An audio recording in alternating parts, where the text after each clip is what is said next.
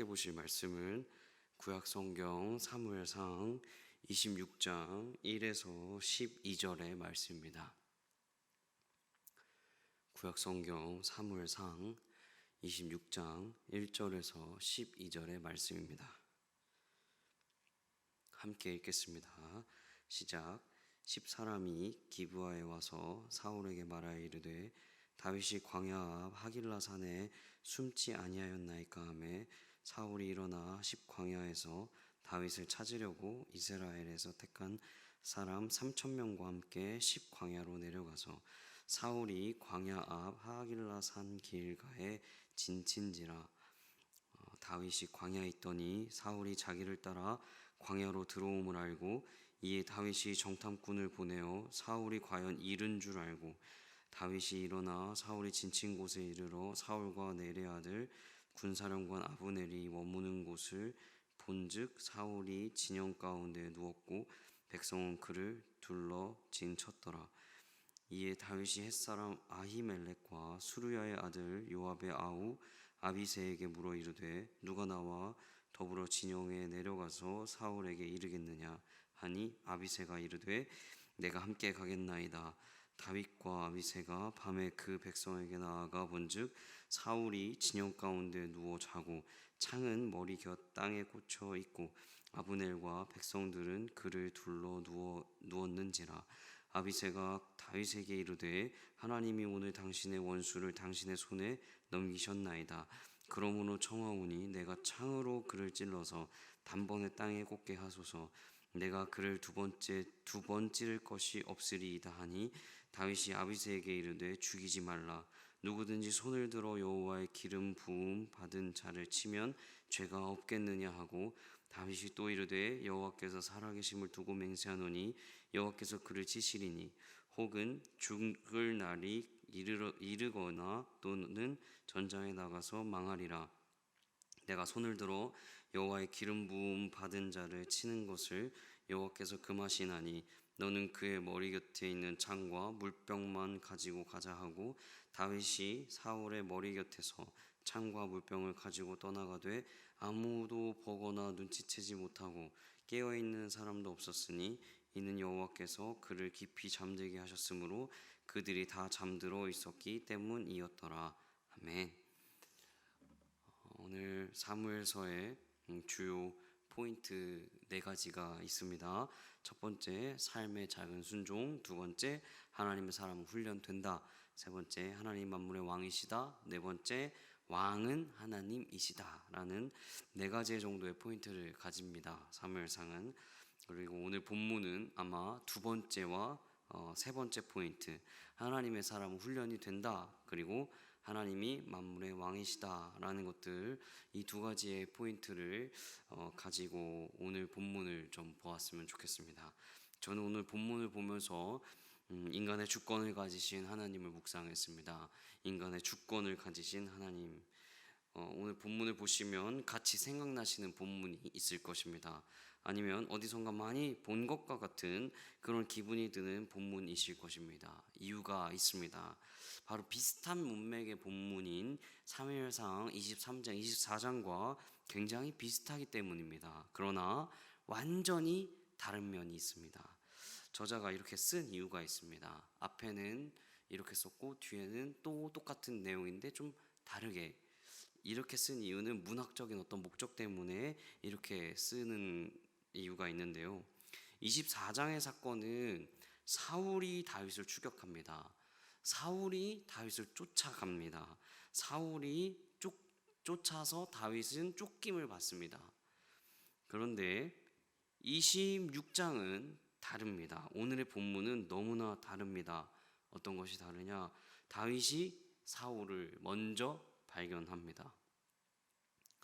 그리고 사울이 자고 있는 그 순간 다윗이 사울을 찾아갑니다. 여러분, 무엇을 이야기하고 있습니까? 24장은 쫓는 사람과 쫓기는 사람 이렇게 되어 있는데 26장은 쫓는 사람과 쫓기는 상황이 약간 바뀌어 있는 것을 볼 수 있습니다. 26장은 이전과는 다른 어떤 상황들을 이야기합니다. 다윗은 이제 쫓기지 않습니다. 오히려 자고 있던 사울은 다윗이 왔다 간 줄도 모르고 계속 자고 있는 겁니다. 다윗은 아비새 장군이라는 장수를 데리고 갑니다. 그리고 적군의 진영으로 갔습니다. 다윗과 아비새가 같이 함께 갑니다. 다윗이 적진의 진영에 도착했을 때 이 부분, 적진을 딱 도착했을 때 이 상황을 읽으시면서 조금 이상한 부분이 있으셔야 합니다. 뭔가 이상해야 합니다. 이 본문이 전쟁 중인데 다 자고 있는 겁니다. 자, 7절에 세 번역은 이렇게 쓰여 있습니다. 이리하여 다윗이 아비새를 데리고 밤에 군인들이 있는 곳으로 가보니 사울이 진 한가운데서 누워 자고 그의 머리맡에는 그의 창이 땅바닥에 꽂혀 있고 아브넬과 군인들은 그의 둘레의 사방으로 누워 있었다. 여러분, 사울이 한가운데에 누워 있고 머리 옆에 창이 꽂혀 있는 겁니다. 여러분, 왜 창이 옆에 꽂혀 있냐면 창을 뽑는 소리를 듣기 위해서 머리맡에 꽂아 딱 두는 겁니다. 이 뽑히는 소리가 딱 들리면 바로 일어날 수 있게끔 그렇게 자고 있는 겁니다. 군인들이 누워 있습니다. 군인들이 전부 다 잠을 자고 있습니다. 그런데 여러분, 전쟁 중이거나 혹은 누군가를 죽이려고 온 것입니다. 그리고 가까이 다윗이 있는 것도 알았습니다. 전쟁 중에 군인이 혹은 누군가를 죽이러 왔는데 그리고 왕이 함께하고 있는데 모두가 잔다는 것은 굉장히 어려운 일입니다. 왕을 지키기 위해서 보초하거나 어떤 계속 근무를 하고 있고 뭔가 지키고 있는 군인들인데 그 군인들조차도 다 자고 있었다는 겁니다. 오늘 전쟁하는 그 전쟁 중에 혹은 누군가를 잡으러 온 중에 그리고 또 왕이 온 중에 경호하는 경호인들도 모두가 다 잠을 자고 있는 겁니다. 다윗과 아비새는 너무나 그 광경을 보고 신기했을 겁니다. 그리고 아비새는 굉장히 좋아합니다. 8절의 세 번역은 이렇게 쓰여 있습니다. 아비새가 다윗에게 자청하였다. 하나님이 오늘 이 원수를 장군님의 손에 넘겨주셨습니다. 제가 그를 당장 창으로 찔러 땅바닥에 박아 놓겠습니다. 두 번 찌를 것도 없이 한 번이면 됩니다. 아비새는 확실하게 이를 처리할 수 있다. 그리고 이것은 저의 찬스다 하는 것을 확실하게 알았습니다. 그리고 이야기합니다. 두 번 아니라 한 번이면 된다.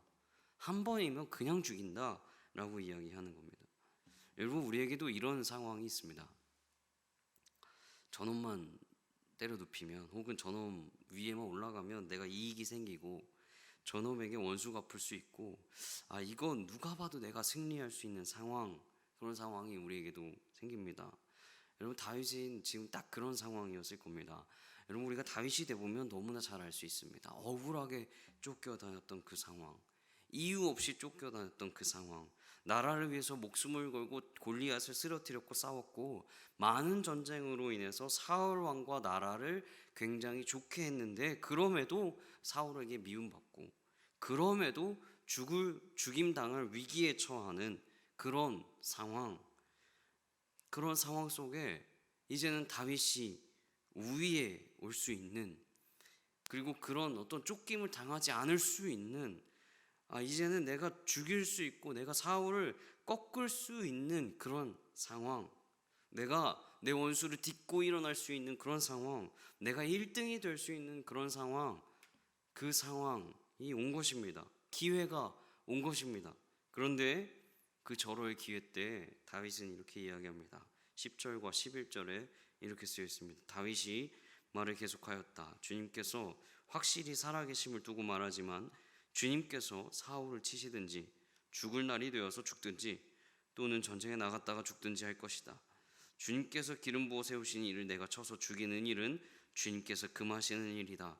그러므로 이제 우리는 그의 머리맡에 있는 창과 물병만 가지고 가자. 세 번역엔 이렇게 쓰여 있습니다. 다윗이 아주 좋은 기회, 원수를 갚을 수 있는 기회, 내가 억울함을 풀 수 있는 기회, 그런 기회인 줄 알았는데 하나님이 세운 왕이기에, 기름 부음 받은 자이기에, 그 기름 부음 받은 사람을 공격하는 것은 하나님을 공격하는 일이기에 원수 갚을 줄 알았으나, 이제는 쫓김이 끝날 줄 알았으나 하나님을 공격해야 하는 큰 어려움, 큰 상황을 또 겪게 되는 겁니다. 그래서 다윗은 선택합니다. 어떤 걸 선택합니까? 하나님을 선택합니다. 다윗은 억울함을 풀거나 혹은 쫓기는 것을 끝내거나 내가 편한 것, 내가 좋은 것, 내가 생각하기에 이것은 정말 필요로 했던 그것과는 다르게 그저 물병과 창을 들고 나옵니다. 아무도 보는 사람이 없었고 아비새와 다윗만 알았습니다. 여러분, 하나님의 사람은 지금 연단되고 있는 것입니다. 다윗은 지금 훈련되고 있습니다. 그리고 하나님 중심의 생각을 이제 하기 시작했습니다. 자신의 이익과 자신의 감정과 자신의 그 억울함보다 하나님 중심 생각을 합니다. 내가 기름 부음 받은 사람, 하나님의 사람을 죽인다는 것, 하나님과 대적하고 하나님과 반대되는구나 라는 생각을 하는 겁니다. 여러분, 우리의 삶도 똑같습니다. 어떤 이익을 위해서, 어떤 것들을 위해서, 나의 것을 더 잘하기 위해서, 잘나기 위해서 하나님과는 다른 선택과 생각을 할 때가 있습니다. 하나님과 대적하는 일들을 할 때가 있습니다. 내 이익과 내 억울함과 내 모든 것들을 풀기 위해 그렇게 할 때가 있습니다. 손해보지 않으려고 할 때가 있습니다. 다윗은 알았습니다. 내가 손해보아도 하나님의 사람과 하나님의 일에는 아니기 때문에 하나님의 중심 생각으로는 그렇게 하지 않아야겠구나 라는 생각을 합니다.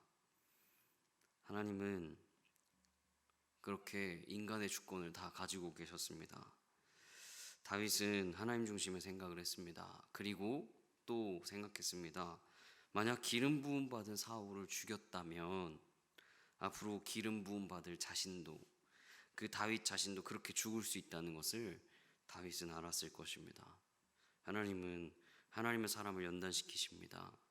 그리고 인간의 주권을 가진 하나님은 계속 그렇게 인간에게 요구하시고 인간의 감정과 우리의 생각과 우리의 뜻대로, 그리고 우리가 원하는 삶이 아니라 그 하나님 주권을 따라 그 하나님의 뜻과 하나님의 생각과 하나님 원하는 삶을 살아가길 하나님은 원하고 계시는 것입니다. 우리 모두가, 모든 우리 구리 지구촌 성도님들이 그렇게 하나님의 주권을 따라 삶을 살아가는 모든 우리 성도님 되시기를 축복합니다. 기도하겠습니다. 첫 번째, 이렇게 기도했으면 좋겠습니다. 하나님, 우리의 삶 속에 하나님의 주권을 인정하지 않고 우리의 생각과 우리의 감정대로 우리의 삶을 살았던 것을 하나님 회개합니다. 우리의 주권을 우리가 사용했던 것을 회개합니다. 두 번째로는 하나님, 우리의 삶에 하나님의 기준, 하나님 중심의 삶을 살 수 있도록 그렇게 내 주권을 하나님 앞에 드립니다 라고 우리 다 같이 기도하도록 하겠습니다. 기도하겠습니다.